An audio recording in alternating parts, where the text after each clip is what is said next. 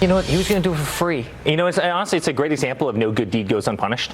The guy was going to do it for free. You know, now the U.S. government will probably go off and spend hundreds of millions of dollars throwing some lavish party. The guy was going to subsidize the cost of it, and he gets crushed for it. Okay, fine. So you think he thought, I'm doing a good thing. I'm doing a good thing for the country, and this is the right thing to do? 100%. He was going to do it for free. The American taxpayer wouldn't have had to pay for it. You know, the guy came out of the hospitality world. The president canceling his plans to hold next year's G7 at Doral, his Miami resort. The Trump family, you heard from Eric Trump there, is insisting this wouldn't have actually been of any consequence to profits, wouldn't have affected anything. Even so, the criticism is raining in from the left. Keep in mind, though, this isn't the first businessman in the White House. Joining me right now, presidential historian Doug Wead. He's the author of Inside the Trump White House, brand new book. Congratulations on that. I know how hard it is to write one.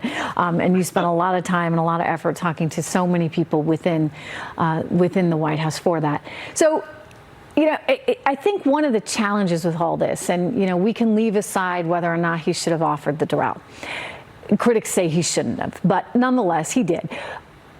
This is a man who has a business that he's built up over the course of his lifetime. His children have worked in that business. Historically, didn't most presidents actually, you know, succeed in their own field before becoming politicians, before becoming president of the United States? It's a new phenomenon, right? That, you know, you have a career politician. Well, he's the richest president in American history. There have been others. George Washington was very wealthy. Thomas Jefferson was wealthy. And Theodore Roosevelt was wealthy. And they had other businesses, right? They had land, they managed plantations, they had other businesses, no question about it. Okay, so how did those guys do it? I mean, how do you balance, you know, making sure that your business doesn't go under while you're president of the United States, while simultaneously balancing, you know, the concern of, you know, your enemies to say, hey, wait a second, they're profiting off of that. I mean, how do you walk that line? How did the others do it? Nobody's been this picky as they are right now. We have the most incorruptible president because he's the richest president. Give you an idea of a poor president. Bill Clinton was a poor president.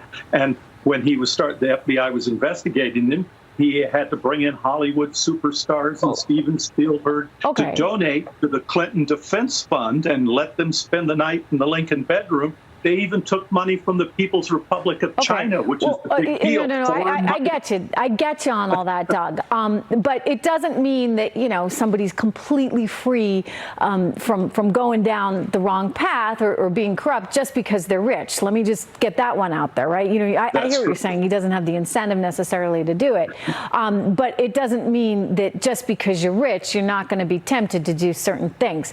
So just walk me through, like, how you should negotiate that sort of perceived conflict, because plenty of other presidents historically have done it. I mean, how did George Washington do it?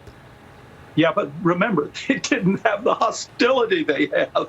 Who knows how George Washington. No, I think back then they liked it. They were like, hey, you know what? The guy has a life outside of just being a politician. Right? You know, he's actually done something, because it used to be that you kind of would do something first and then you'd give back to society in a political sense. And Doug, has that gotten lost? Because now people make money when they leave office. I think it has gotten lost. And I have to tell you, I was in Trump world for 2 years now, interviewing all the family, the president, all the kids. And very interesting story. They tell me at dinner time in the evening, when the president and Melania would sit down to dinner, the president with puffed up importance would joke and play and tease her and say, hon, aren't you glad I'm taking you on this incredible journey? You wouldn't have this without me. And she says, oh, yeah, sure, thanks a lot, sarcastically, because they know, as patriotic as they are, they're giving their salaries up. They know that this is a horrendous thing during the middle of it. No, and for her, I mean, you know, as First Lady, and she has a young son, and you for sure give up a lot. Emotionally, I think it's tough for any family.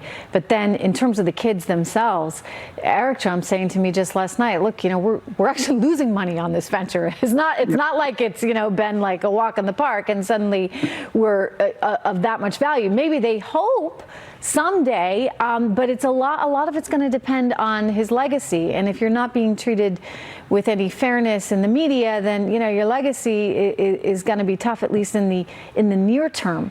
So I get that, Doug. The family is giving up a lot. Yeah, it's a tough experience, but they're joyous. I went into this study thinking I'm going to meeting the Medicis or the Borgias or this political meets power family. I came out thinking they're like the Von Trapp family singers. Come on. They're positive and they're happy, and they don't want to be bitter about what they're going through. Here's Eric Trump talking about the whole relationship between politics and business. Here we go. The difference with Hunter Biden is Hunter Biden got into international business when his father became vice president of the United States. We were in the business world our entire lives. And as soon as my father won, we said, you know what, we're doing nothing overseas. We're putting down, literally, we're turning off every project that we don't have. We own land overseas because we've been in business for the last 30 years. But we're turning off all international projects. Okay, so that was the right call. But again, it's a sacrifice. Is there any other way to do it, though? I mean, again, in this modern world, if you're someone who has made your fortune and your career off of one thing. I mean, I guess it'd be easier if you had like a utility company, right? Because then it wouldn't be like his brand and his name. But it's a little tough when you're licensing your name that's your business and you're out there building these overseas ventures, because you're gonna get stung from sort of all sides. You're damned if you do, damned if you don't. Yes, but every president builds a brand name. And in the past, they haven't been as wealthy. They appoint billionaires as ambassadors and they collect after they leave office. Billionaires appoint their kids to their boards. They get free jets and they don't have to report it as income tax loaned to them from these big companies as soon as they leave office. It's great to have a president who has his own money. Yeah, there's something to that. I hear you, Doug. I don't know about the Von Trapp analogy, but all right. We're going to check out your book. Thank you so much. Doug Wead, everyone. Coming up. It's 2016 all over again. Alec Baldwin.